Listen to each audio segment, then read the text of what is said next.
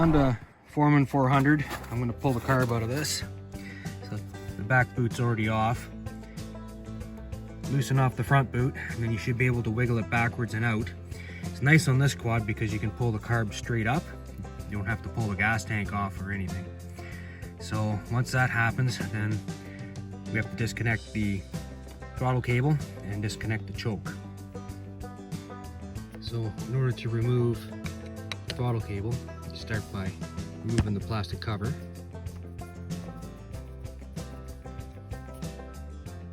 Next, you're going to spin this so that you turn that threaded piece right out, pull the cable through that slot, roll this back, and then pop the cable out and the little barrel there.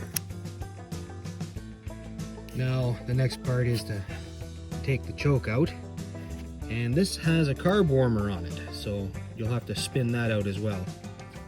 Then once that's out, the carb is free to pull out and take apart. So when I went to pull the carb out, the heater wasn't plugged in, so it just came out like that. And you can see that there's two jets there, and then there's that black cap, and there's no jet in behind that. Do this with one hand. So there's no jet in there. I'll spray with cleaner in there because I don't know what passages that goes to.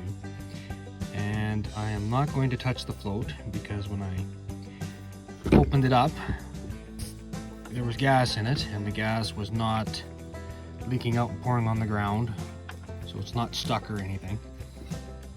You can see that there's a bit of crap in the carb here, so I imagine these jets are probably pretty gross.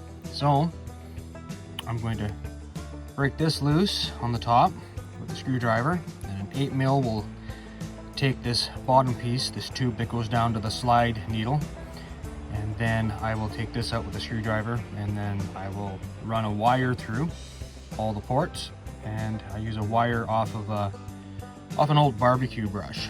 So this one isn't too bad on the sides, but looking through it, you can see there's just a tiny pinhole, so it's probably got some stuff inside, caked inside, so I'm going to clean that out. I'll soak this one. Then the other one, the big one that comes apart in two pieces, this, you can see it's a little bit constricted. It's not terrible, but this is a mess. You can't see through it, so you can see the crap inside. So I'll soak this, and then I'll run my wire through. And the other thing I have to take out is I have to take out the pilot here. So I'll turn it in gently tight, and I'll count how many turns, so that after I'm done cleaning it, I'll put it back in, put it in snug, and then back it out the same amount of turns. Those jets cleaned up nicely, and I've got them back installed, but I could not get the pilot out. I tried turning it with a big screwdriver, and it just wants to break the brass. So I'm gonna hope that circuit is okay, because I really don't want to have to try and get that out. So I'm gonna test and see if it'll run, and if it doesn't run, then I guess I'm gonna be tackling that problem. Oh, it's alive! It's alive! It's alive! It's alive!